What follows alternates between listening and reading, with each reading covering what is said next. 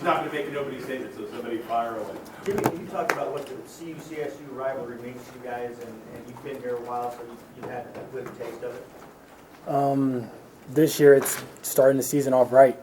Starting the season off on a winning note and getting the ball rolling.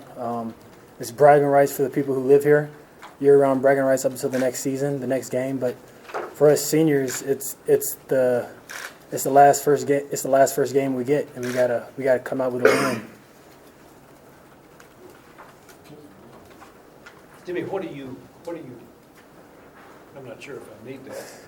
What do you tell the underclassmen, freshmen coming in about CSU, the intensity of the game and that sort of thing? Practice is never like the game. Practice is always slower because there's always teaching. But when the game time comes, you don't have the coaches out there to tell you what to do. You don't have the coaches out there to guide you. So just to absorb as much as possible, learn as quick as possible. That way when you put into the game, you're ready and you can make plays when needed. But CSU specifically, what do you tell them about CSU? I don't know what to say to that one. We tell them they have a great they have a nice quarterback, great running backs. The line will keep driving until the whistle's blown. So the main thing is just don't stop until the play's dead. Don't stop till the man's on the ground. Don't stop till you make the play. Rivalry game? Yes and no. The reason I say no is because we go week by week, and so every week is our rivalry week for us.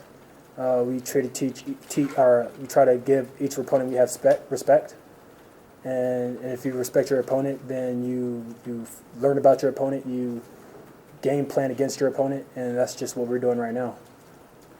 Next. Just along those same lines about CSU, what concerns you most about them when you look at them from their offense?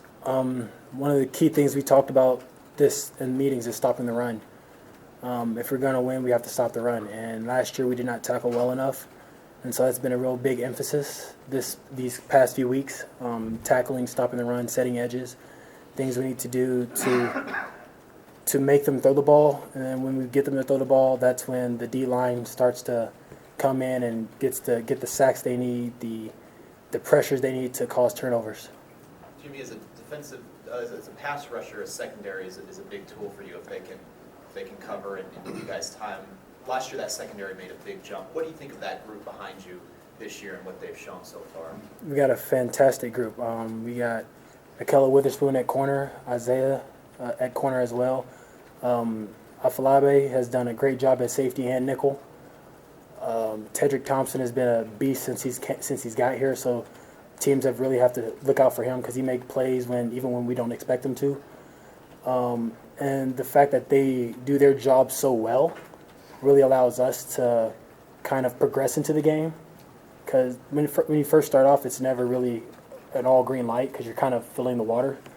But thanks to their help, it allows us to get to that point faster, and allows us to kind of read the offense a lot better and then make plays when we need to.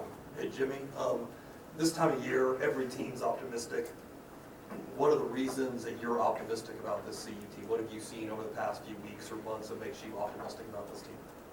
The hard work we put in, the strides that the younger guys have made, the experience we have at inside backer, D-line, and safety, the experience we have on the offensive line and the running backs and the quarterback, as well as the receivers.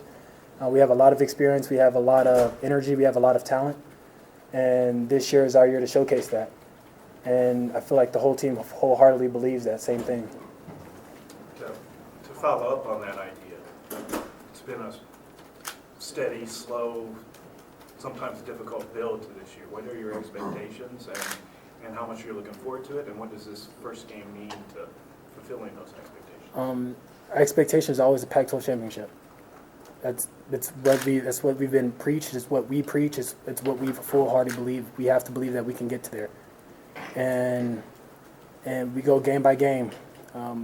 Each week is a one game season, and so we just focus on the team we have ahead in front of us. And once we get that win, we move on to the next team. Once that game is over, we move on to the next team. Win or lose, you can't really dwell on it. So just progress to the next one and improve from where you were last week.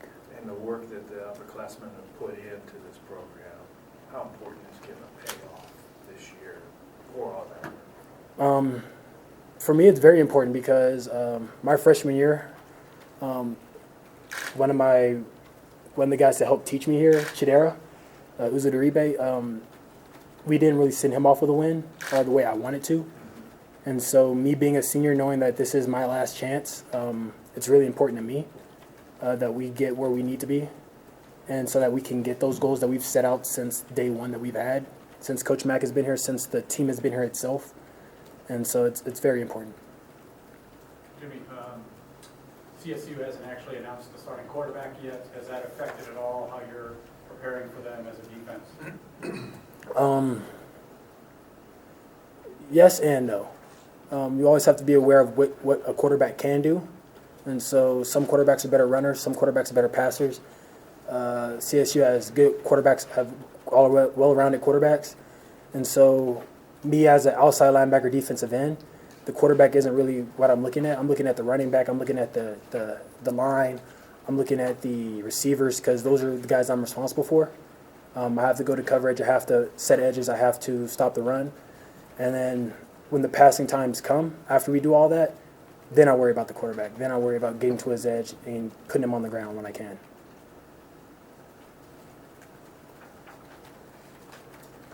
Jimmie, you talk about your progression as a player throughout your career here and how you feel coming into your senior year to feel like you're the best you've been since you've been involved. I feel like I'm the best I've been, yes.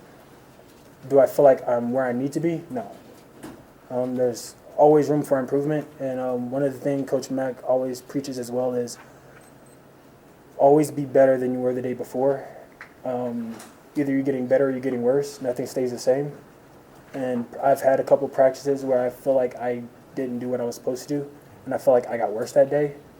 And so if I'm to mature and be the player that this team needs me to be, each day has to be better than the last, and I feel like I'm not there yet. Last year against Hawaii, you guys kind of got in your own way and stubbed your toe in that opener. Has there been any talk from the coaches that you guys approached the opener differently this year to try to get a better, cleaner performance in that opening game?